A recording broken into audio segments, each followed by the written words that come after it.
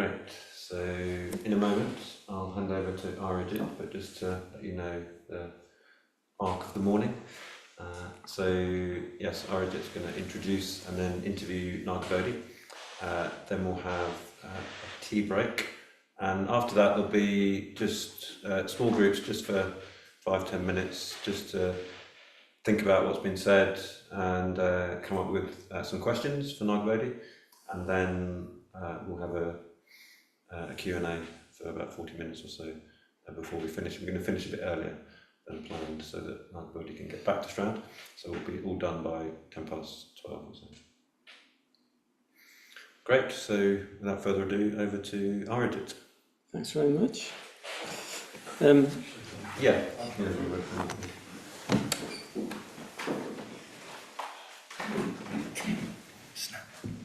Plenty of words. So yeah, I'll just say a few words of introduction to Nagabodhi. This is actually the first time I've met Nagabodhi, sort of. Anyway, I know of Nagabodhi, having been involved in the movement so long. Nagabodhi is one of those people that you know if you're involved in the movement, because he's Tree Ratner famous. You know, one of the people who's famous in Tree Ratner. And when we were talking about who the next guest would be, I said I really want to talk to Nagabodhi. I want to have a chat with Nagabodhi, because I've always enjoyed his work over the years, his talks and his books and writing and so on. Very, very articulate. And Nagabodhi is someone who's been around in Tree Ratner nearly from the beginning, really. You were interested in Buddhism from like 1970, I think, when you were at university. And apparently you had a mystical experience after a breakup at university, didn't you? So I've read. And although he was working at the BBC at the time, and then his friend persuaded him to come and meet this fellow called Bhante Sangharakshita, and eventually he agreed, and he became part of the movement and got ordained in 1974. So if you do the maths, that's 50 years ago this year. And he's been a really kind of integral part of the movement. He's been really in the thick of it, in this kind of crazy adventure of Tree Ratner. And I probably will miss a few bits out, but here are some of the things I know he's done. He's part of forming the Croydon Buddhist Centre. He went to India on tour with Sangharakshita in the early 80s and wrote this really good book, Jai Bhim, Dispatches from a Peaceful Revolution. Did you found Windhorse Books? Are you very involved in Windhorse publishing? It was just a sort of subcommittee of the Pundarika Council, right, which was in those days the FWBO. That's the only Tree Ratner charity that is actually just called FWBO. Okay. And it was just whatever, 7 or 8 of us, and I led the subcommittee about getting stuff published. Right. And at some point, a year or two after a couple of years, we gave it a name. Yeah. Registered as our own charity. Yeah. Right. So there's that, the publishing. Nagabodhi is deeply involved in that. Also produced the FWO newsletter for many years, I think, didn't you? Which was a big part of the movement, I guess, because no internet, no communication, totally different in those days. The newsletters and things like that were really important. Very international as well. He's worked as kind of president and preceptor in places like the US, New Zealand, the Netherlands, and more recently set up a business called Mindfulness West. So he's kind of trained and worked in secular mindfulness. And these days he lives in Stroud. Not Slough, I thought he lived in Slough for some reason, which is a bit closer. So he's come all this way from Stroud, which I really appreciate. So let's give a warm welcome to Nagabodhi.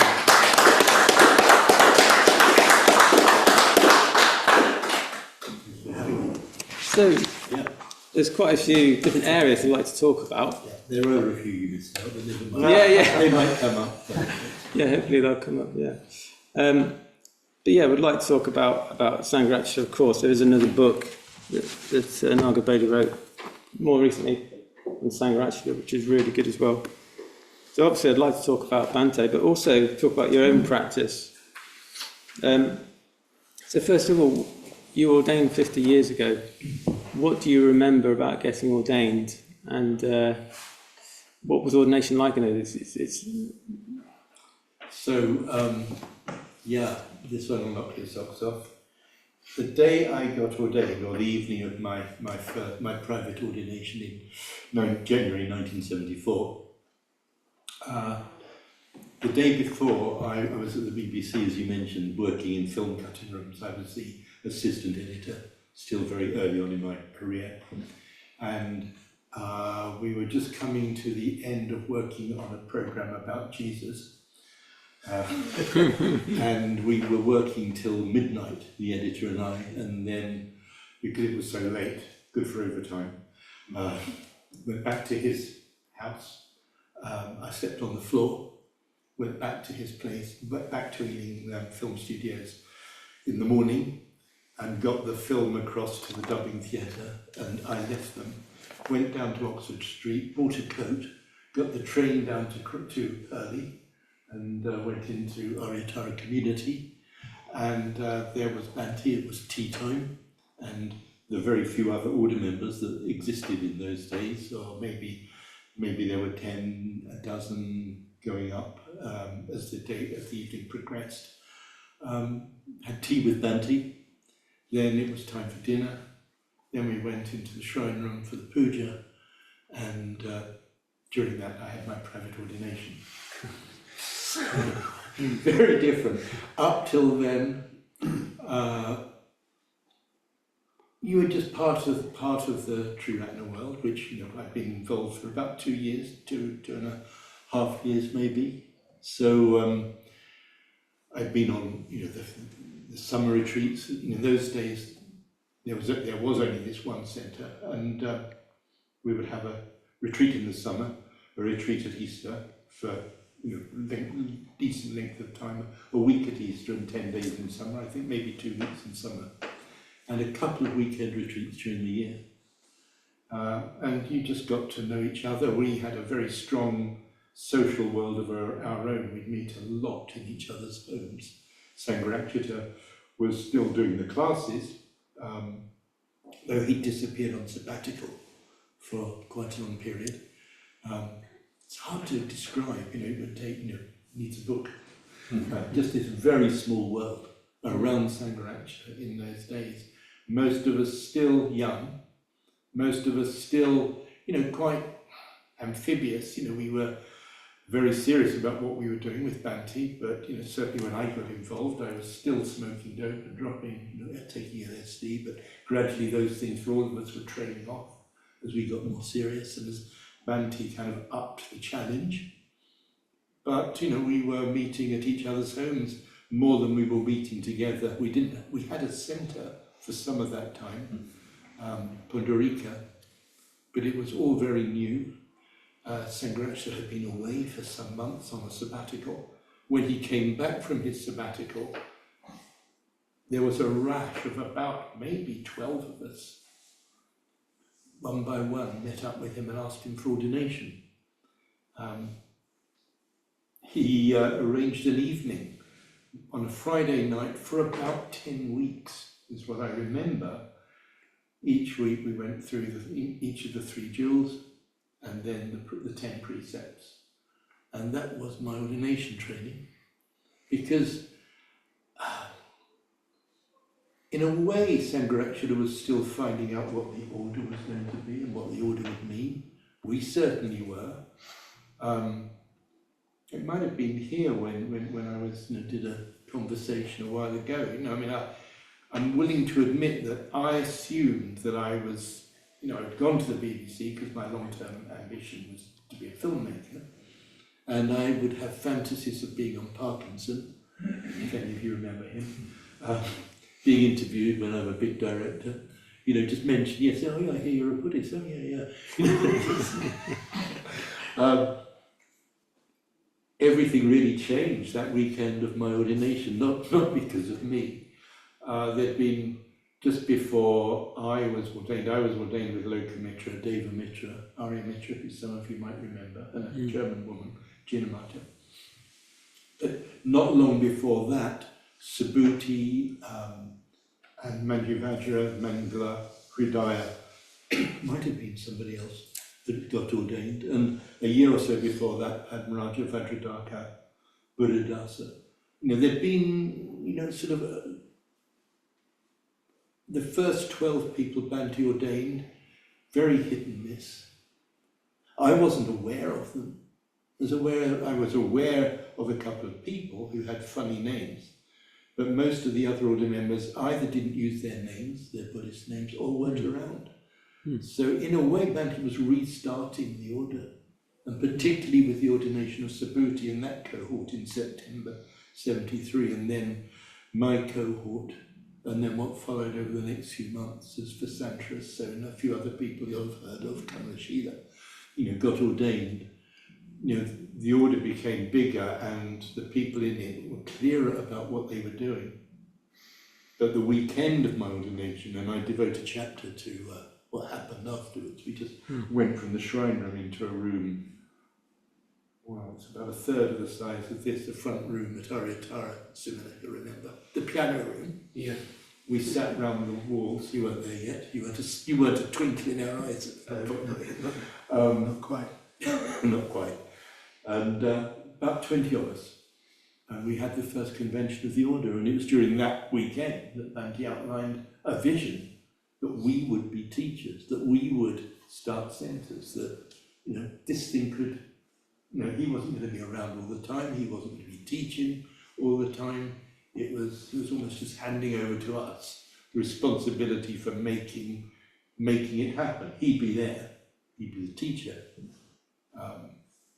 So although there was no, to kind of just come back to your question, although getting ordained when I did, up to the day of my ordination, I genuinely, in all honesty, didn't really know what it was going to mean beyond me making my own personal commitment. It was almost, the turning point was that weekend where I and a lot of others of us realised that being a member of the order, although the invitation to be involved in the FWBO was always clearly an open one, he gave us this vision of what it could mean to be an order member in terms of spreading the Dharma, which I don't think had been, at the forefront of many people's minds as a total life. And all that came with that, of the intensity and so on. So getting ordained at that moment was, it just felt like an extraordinarily, critical moment, in our history, and just coincided with a critical moment in my life. So you're kind of there at the right time, at the right place in a way, I guess. Right place at the right time. Yes. No, I'm glad I was there. I'm very glad I was there on that weekend. But people who came along even a few months later, they still, so for Sandros and Sona, some others, even though they're ordained only a few months after me, there's something about it, like at school, people who are only a year below you, they're just little squits, But no, I don't see Vasandra in that way at all. But he was there a few months later when it's as if we already knew what we were doing. So I was glad I was there. We were all still very young, and even if we were on that convention, we still had an awful lot of finding out to do. What this thing was about and what we were about. So your name, Nagabodhi, could you say a bit about that and what it means and what it's kind of meant to you over the years? Gosh. Well, it is quite a name. In my private ordination ceremony, that point comes when Sandrakshita had to tell me my new name. And there's a pause in the proceedings, and he said, as for the name, I have always, I think he said always, or for some time, I've had an intuitive sense around you of the Nagas. I said, do you know what a Naga is? I said, no. He said, a snake. That took me back a bit. And because he didn't say it with a big smile, he sort of said it quite sternly almost, very decisively. And then he did smile, and he explained that the Nagas are these mythical energies, mythical figures in Indian philosophy. They're sea serpents, or the serpents live at the bottom of the water, where guarding the pranya-paramita material that Nagarjuna rescued, as it were. And in Chinese mythology, they're dragons.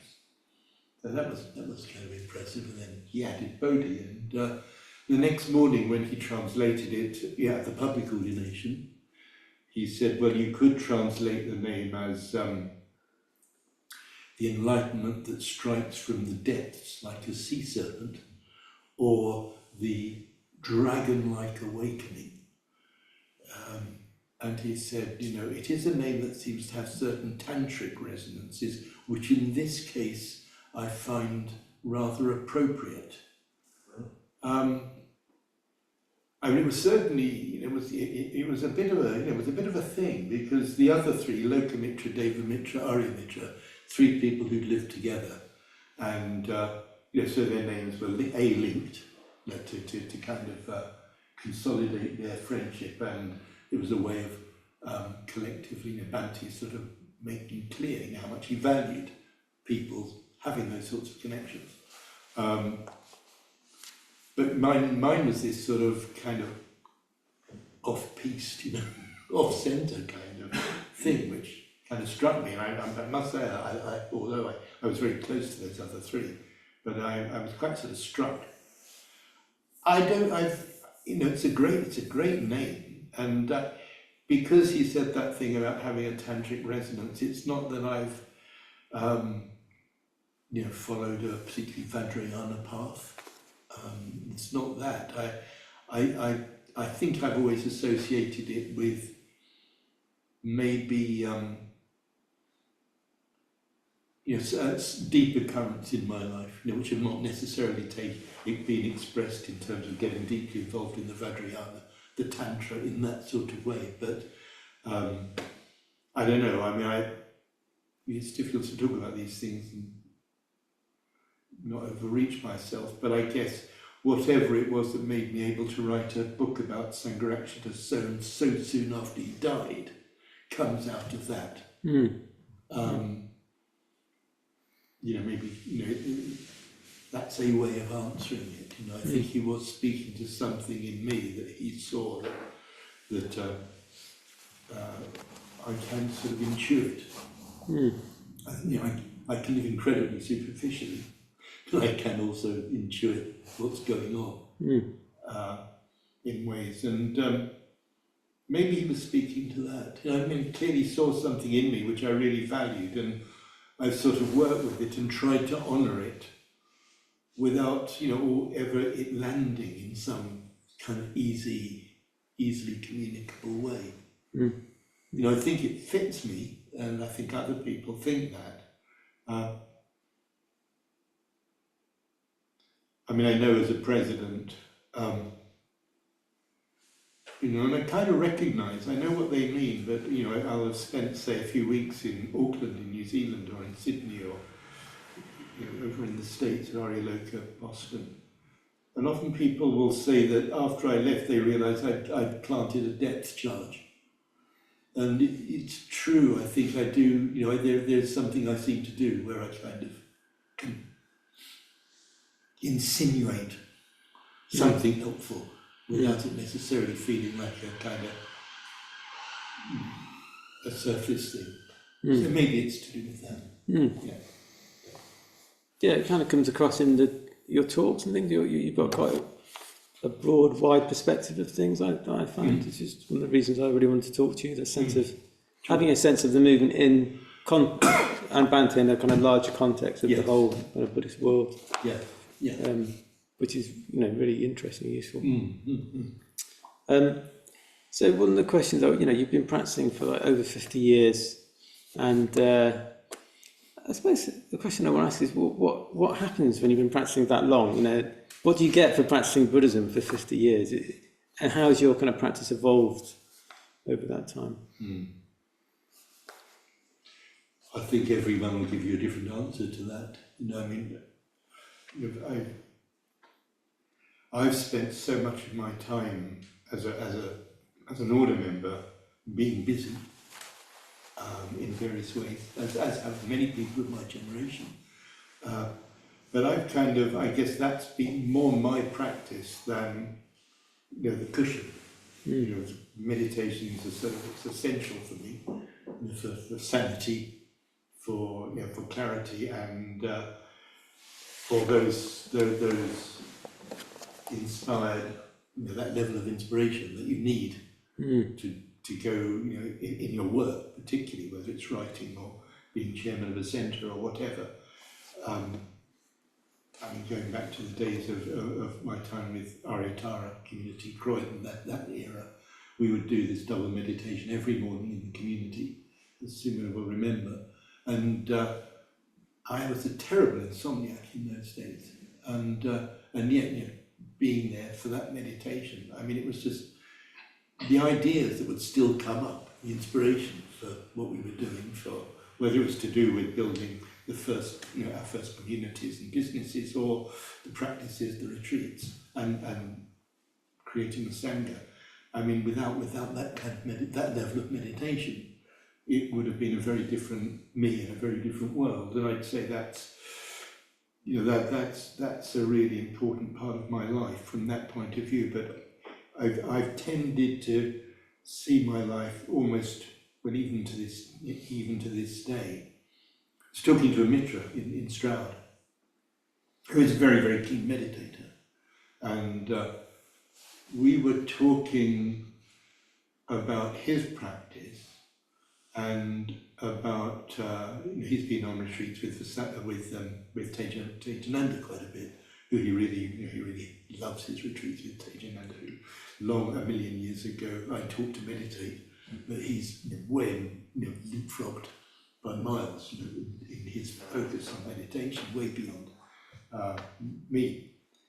So there are people, Vasandra, a very good friend, who tried very hard to be effective in the life of the movement, as movement, chairman in Brighton, order convener, and so on and so forth. But I can remember when we lived together at Marjamaloka in Birmingham. He was order convener at the time, and he wasn't particularly happy. He was doing the work. But just one evening we were talking, and he confided in me, very touchingly. He said, somewhere in this universe there is a sort of hole in the universe shaped like Vasandra, and it's meditating. And he, sooner or later, did have to just honour that. And that's where his life has been devoted pretty much for 20 years or so, real solid. I'm not of that type. I think when talking to my friend the Mitra in Stroud, I said, in a sense, my practice has been much more sort of engaging in the work, which has sort of brought me into, for example, very regular contact with Sangharakshita, but in many sides of Sangharakshita. Not just as the sort of the person learning the Dharma from him, but seeing various sides, working with different sides of him, feeling the pressure of his sense of urgency, trying to live up to his sense of things having to be done well and right and appropriately and so on. Just so many lessons I've got from him, as well as learning what I know about the Dharma and about meditation from him. So yes, I'm a meditator. I'm a meditating Buddhist. I really value my practice. I still get a huge amount out of basic mindfulness of breathing and metta bhavana, but obviously I have my sadhana as well, other practices. But if I think of my sort of spiritual life within the order, it's been very much about working with people, working with situations, trying to nut out, along with others, the principles around what we're doing, which is, it's been a really rich and fruitful practice. I still fantasize. I mean, I'm 76 now. No, I still think there's going to be this period when I'll stop that and start doing it another way. And who knows? But I keep getting involved in other things. I seem still to be very busy, and although I'm not a chairman of anything, but I'm very still involved in a lot of projects. So my diary is still full. So what does your life look like now then? What are those projects and things that you're involved in? Okay, well, I live in Stroud. I live there with Aryajit, who used to be meditation teacher and women's military convener at the LPC. So she's an order member. We're married. We have a very, very demanding border collie. So on the one hand, you've got that life, but over the last few years, a few of us have started running classes and building, and so the Stroud Sangha, if any of us were devoting full time to it, would, I think, take off like a rocket. But as it is, we already have quite a few ordination requests and a decent clutch of mitras, with a whole bunch of people on the Mitra Foundation course who are one by one asking to be mitras.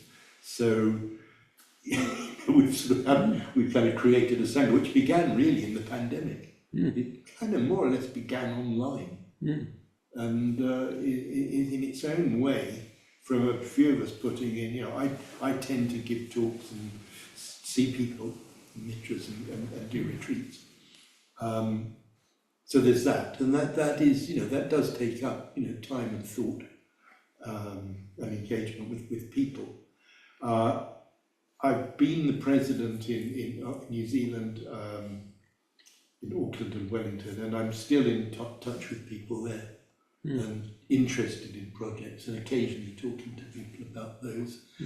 I'm at the moment involved in, although Dhammarathi took over from me as president of Aryaloka, our retreat centre, public centre in New Hampshire, I was president there for about 30 years, and when something came up recently, kind of in the area of safeguarding, I've been pulled back into helping, because I know the people, and similarly in New York, that's happened. So that and so on, and then writing a book. And a few years ago, I was out on the 1st of January with Vimla Chitta and the dog, just talking about whether or not we'd made any resolutions. And I said, well, the only one I've made is to that it's time to maybe do some writing, because I'd written very much, I wrote Chai Bin many years ago, and then a few introductions to the complete works volumes that are coming out, but I hadn't really done any serious writing, for a very long time. And I said, well, even if I'm just going to put more effort and creativity into my emails, I am going to sort of invest in that part of myself. And within, I don't know, it wasn't days, but within weeks, I got this phone call from Windhorse Publications asking me to write a booklet about Bhante that could be put on shelves at Adhisthana for people who came to visit Gen House. And just something about Bhante. Something a little bit, like they thought 20,000 words, which would give me time to go into some of the controversial material. But it turned into that. So that, in a way, that's still. This doesn't take up so much time. Doing things like this, I've done quite a lot of this. I've been at a lot of places in the flesh of Monsoon over the last year. I don't know how many centres and events I've been to because of that. But I think the effect of writing it is still reverberating in terms of my sense of, well, who did I write it for? Who are the future people in Triratna? What will they think?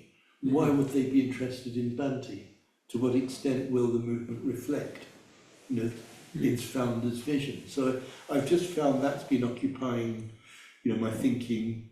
I'm a member of something called the Adhisthana Study Community. It's a kind of free-flowing bunch of us, 20, 30, I don't know how many people are in it, and those who can show up twice a year for a few days to just look at ways in which we kind of work out how do we, as it were, make sure that Sri Ratna, in terms of its Dharma understanding and vision, is reflective of what Sangharakshita taught. So we're still working out what that means for us to meet and do that. But it, to some extent, informs some of the retreats that we run at Adhisthana. So I'm involved, that's something I'm involved in, and I've been involved. Yeah, that's another thing. When I think I was on four or five retreats at Adhisthana last year. That sort of thing. That sort of thinking does seem important. That a few of us are doing it and talking to each other about it occasionally. And since you wrote the book, like I say, been going around talking about it a lot. Are there any things that have come to light? Any kind of insights about Bhante or stories that you thought, I wish I'd put that in a book? Or probably. I mean, one thing that's come to light in my mind has been questions I didn't ask him. And some of them are just, incidental. They're just facts. I wish I'd checked certain facts with him.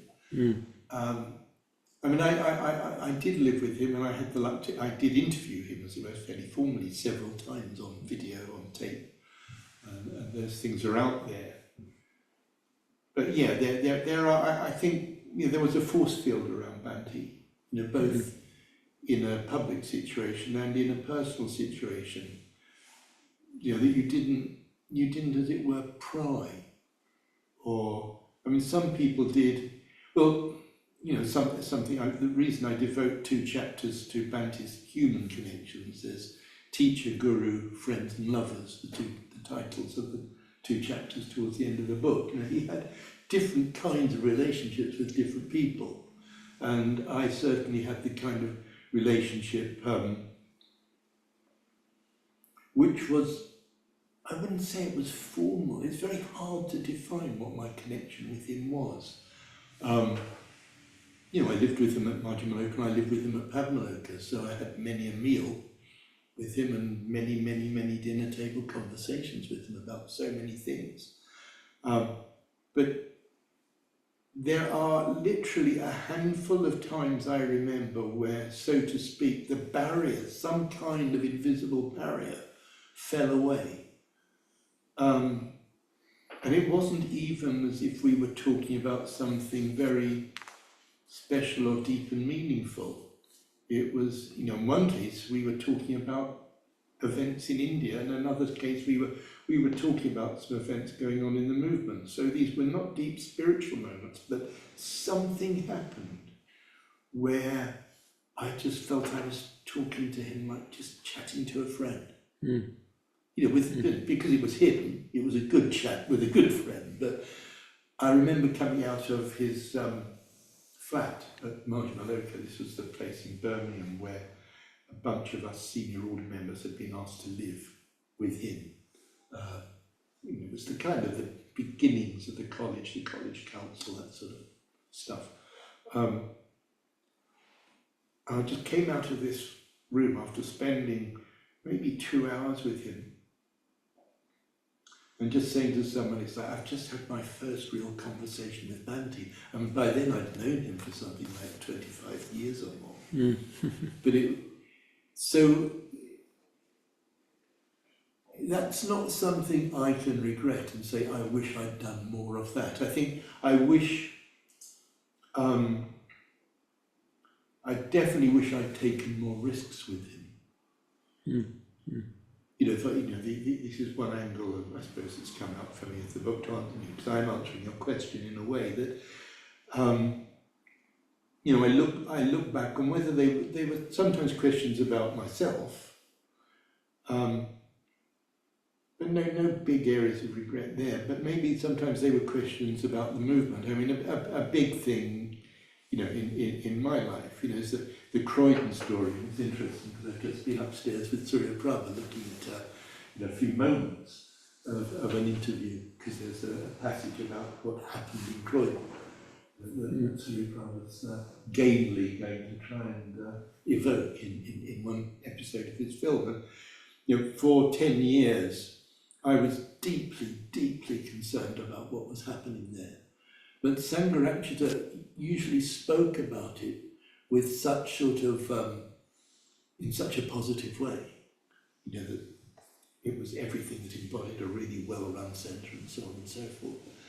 But, it turned out, right at the end, when the, things kind of unwound and were resolved, it's a rather difficult and very complex story. That Bhante had been kind of aware through that time and doing, keeping his own counsel and forming his own sense of what needed to be done. But, and when I did finally talk to him about, what my concerns had been, he spun round on me and said, but why, it was as if, why didn't you talk to me? It's like we could have worked together. So there was this, there was something about Bhante that was, I don't think he invited it, though he was, he wasn't shy. He protected his energy. He didn't want to, I think his thinking was so kind of clear and directed and focused and purposeful. He didn't always want to have to spend energy dealing with people who were just trying to find their way in to an issue. But I think in the book I use the term bigger animal. You just have this sense, or at least I always had a sense around Bhante, that I was in the presence of a bigger animal. He just had a certain kind of quality of presence that was innately challenging. And, sometimes that was inviting. In a Dharma context, in a seminar, study seminar, it was incredibly inviting. He was just open to anything. But, working with him in the building of the movement, he always wanted to talk about it and solicit opinion. But there was a place where, I can regret that I didn't ask more or push more, or because I think I could have got closer, and that would have been fascinating for me to see what effect that would have had on me. Because those times when I did talk directly to him, and there's a couple of them I talk about in the book, they are really golden memories of times when I broke through that and needed to talk to him, so I did, and always got good value. But I think, Subhuti has a great story he tells. I've seen it on YouTube. He's told it to me as well. That he was standing outside some building with Sangharakshita. It was the end of a retreat. People were driving off, and he was waving goodbye to these people who'd been on retreat. And Subhuti was a few feet away, and Bhante was characteristically walking backwards and forwards quite mindfully. And he just stopped and said to Subhuti, there are people who I think of as my friends, and there are the people I work with, very closely, and they're not generally the same. He just said it out of the blue. And for Subhuti it was a very important moment, because he, maybe like others, maybe like me, we never quite, there we were working very closely with Bhante. Subhuti knew, Bhante's mind very, very deeply, and was somebody who really would take Bhante on, talk to him and argue with him. But even he sort of felt, that he was in a particular place in Bhante's orbit, which was very different to the place that, say, Paramartha or Nitya Bandhu would take, which was not necessarily sexual relationships. Bhante, in a way, I think that, the friendships that Bhante had that were not sexual were far, far more important to him than the sexual ones.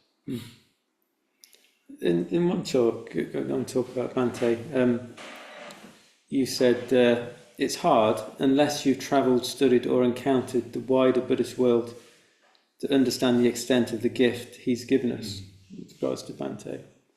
Could you say about that? Because I think it's interesting to put Bhante in perspective in the larger Buddhist world. Oh gosh. Well, I suppose I have had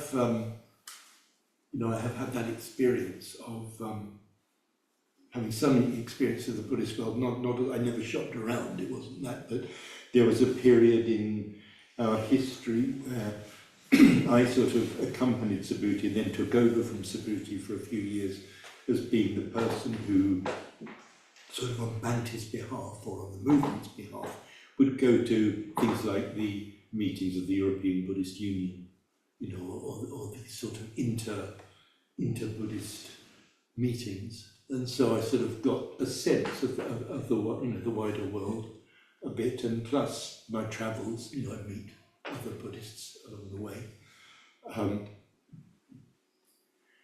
I think, interestingly, I came across something on Facebook which I'd missed because I very rarely go to Facebook, and I discovered something written by somebody in Canada, an academic who was at McGill. She's now at another university. I didn't know she'd read my book, and she'd written something really substantial. Well, 3 paragraphs for a Facebook entry that was substantial, about the book, and sort of saying that, perhaps, we really do need to sort of recognise that Sangharakshita has probably been overlooked in the story of Western Buddhism. And I think it's true that he has been, and I think, I don't know how long, if ever, that will be resolved. There are people out there who do understand a bit and who value him. But I think that there are various things that militate against it. Probably in terms of the modern world, the rumours, the stories, the narratives about his sex life. For a lot of people, it just blanks it. Even if they respect him, Bhikkhu Bodhi, quite well-known translator, was asked to do a kind of one of these back page shout lines for my book, and wrote saying that although he'd found the book interesting and had great admiration for a lot of Sangharakshita's work, but his behaviour took him into a realm that he did not want to be associated with. So you've got that. Some of it is homophobia. Some of it is based on assumptions that Bhante was downright abusive.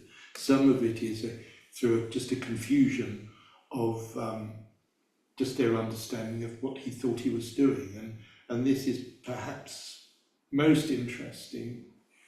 I mean, Sangharakshita was a monk. He was ordained as a monk, and it's obvious if you follow his life story, if you read my book, for the early part of his life, he badly, deeply wanted to be a monk. It was his vision of a renunciate lifestyle, which for him was a pure expression of Buddhism. And he became a monk, and he worked as a monk, and he taught as a monk, and he tried very hard to live as a monk, which included wrestling with ordinary worldly desires and so on. But you also have to realise that very soon after his ordination as a Theravada monk, he was, at the invitation or suggestion of Jamtish Kashyap, his teacher mentor of the time, he was transposed into the world of Kalimpong. And here he was, a Theravada monk, but spending all his time with Tibetan teachers and Mr. Chen, a Chinese teacher, as well as this assortment of extraordinary characters who lived in that area. So, at what point did Sangharakshita, who also was having his own questions, which again, I track in the book, about the whole issue of orthodoxy, of ordination, of the Bhikkhu Sangha, and its kind of Bhikkhu Theravada triumphalism. These were all thoughts that were going on in his mind. while practicing a very full-on spiritual life in a very full-on teaching world, but somewhere inside he was more and more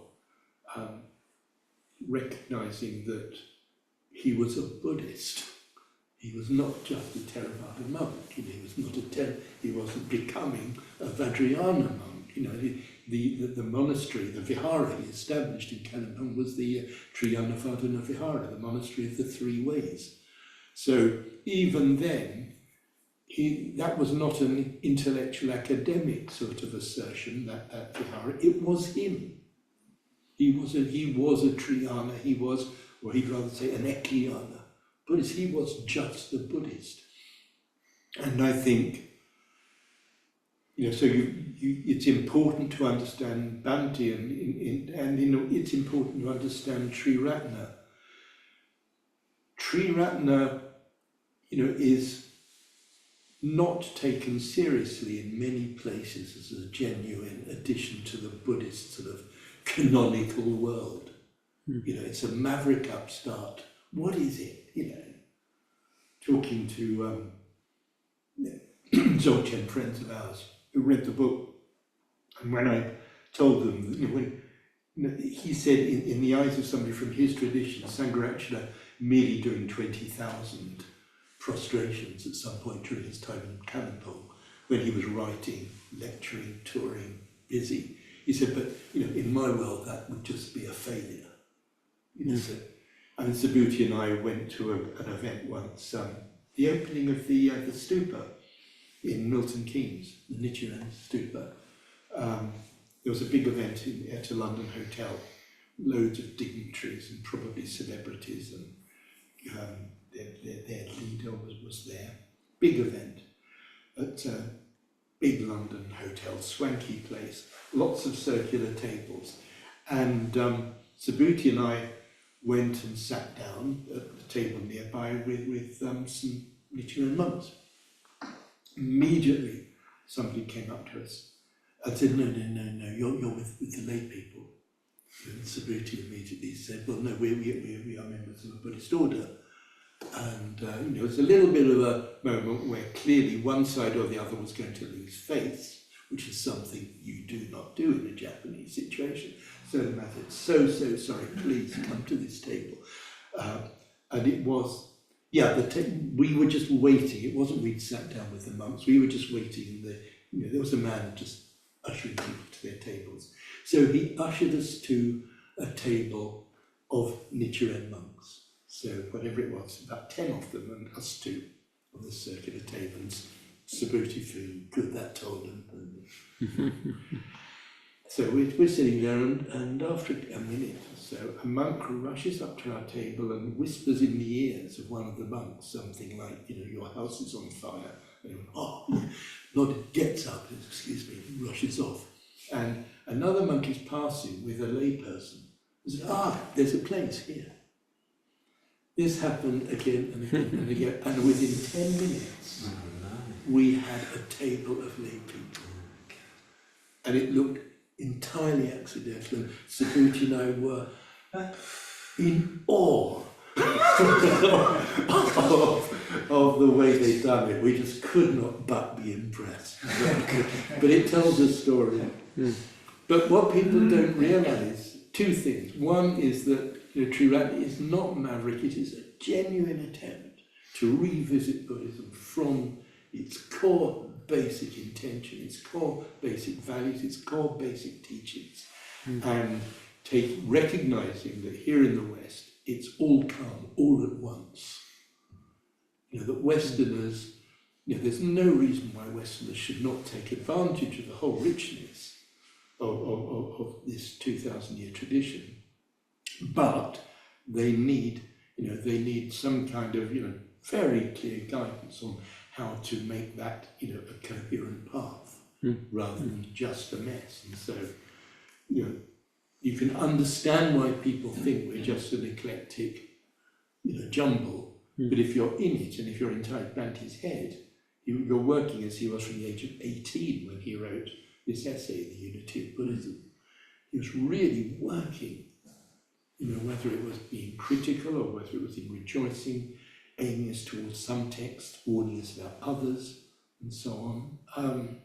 He was really trying to set in motion an approach that allowed us to take advantage of the whole Dharma while being absolutely clear about what we were and where we were heading. So I think, to be fair to the people who don't understand it, we are very new. There's very little evidence of that they can relate to.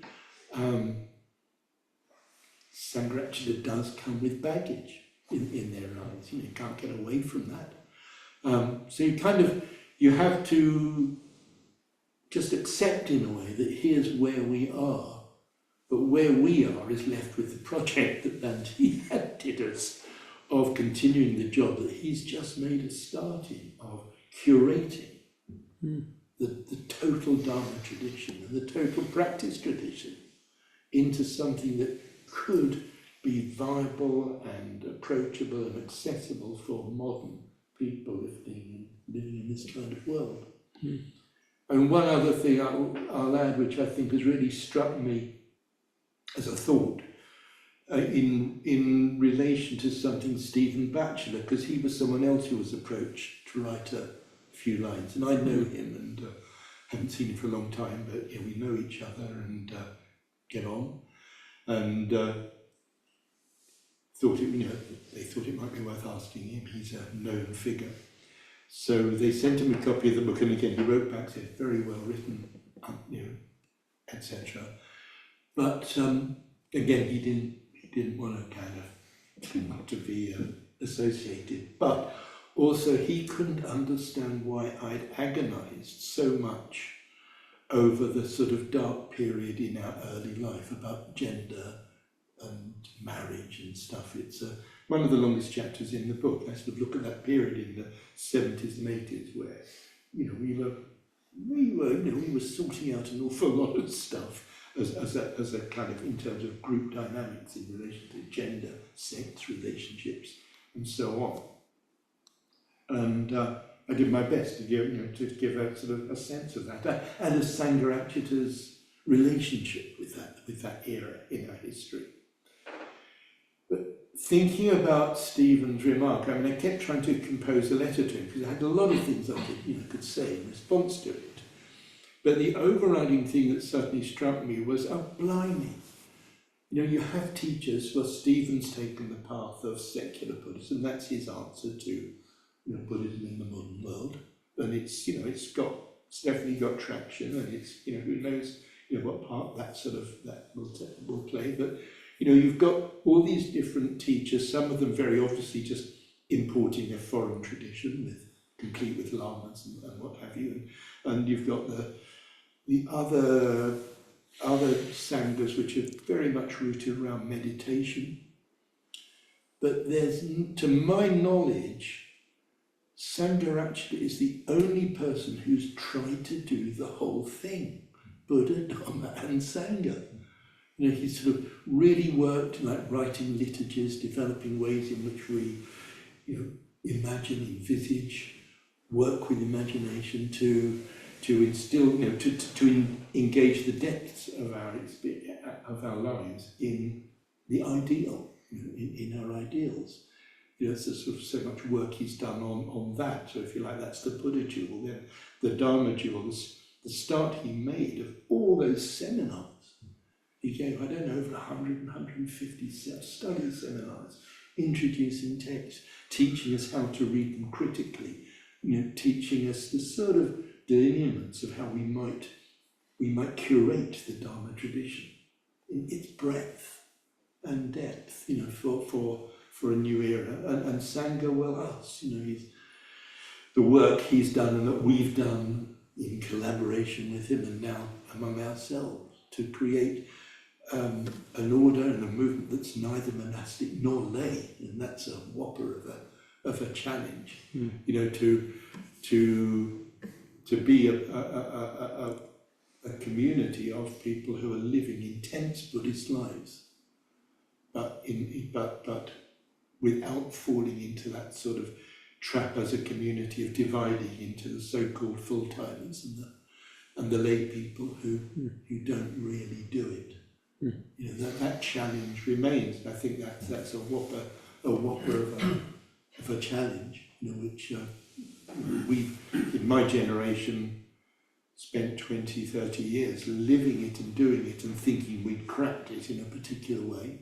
And that's not over, but you know, the future's big, and you know, people are going to have to carry on working that one out.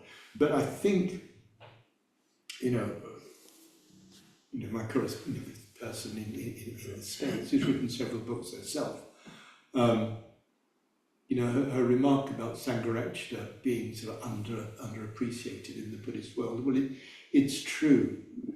And I hope that'll change, but that's up to us. You know, it's up to us. If we can, you know, develop as a community, you know, both in our human outreach through centres, but also in what we write, and what comes out to us, if we really can show the Buddhist world, the world, you know, what the Dharma is, and that there is a way of being a Westerner and doing it. Well, Sangharakshita, in a way, Sangharakshita's ultimate legacy is in our hands. Well, it's entirely in our hands. If we peter out after, you know, a generation or two, by which I mean a generation or two of order members, you know, that's it. You know, but I think there's real work to be done. You know, in our experiments with communities and co-ops, the 3 C's world, which I talk about a bit in the book, it's not over. And you know, I saw Subhuti making a case around the LBC for you know, where they still have quite a lot of that world. But you know, there was a time that any centre, almost as soon as it got off the ground, well, when we opened our shops, the Whole Food Shop and the restaurant in Croydon, I mean, we were still a very small raggle-taggle bunch of people. And it was in the creative work of those shops that people got interested, and the Sangha grew so quickly. But in those days, you know, it was early days of that process, but you know, it wasn't long before most centres would have communities around them, and people really trying to live the life. Okay, so that worked when we were young, unattached, and the world was very different. The welfare state was much more in evidence. You had safety nets. So how are people going to do it in the future? Nothing to stop people living together, nothing to stop people starting businesses together, except they might have capital and skills. Could be handy. Something we lack. Okay, well, unfortunately, we better stop for tea there. There's so many more questions to ask. But we'll stop for tea, then we'll come back and a chance for all of you to ask questions. So Nagabodhi. So we've gone over a bit, haven't we? So do you think we should just get some drinks and come back up, or? Well, give a short break, can't we? What? Should we give Nagabodhi a round of applause?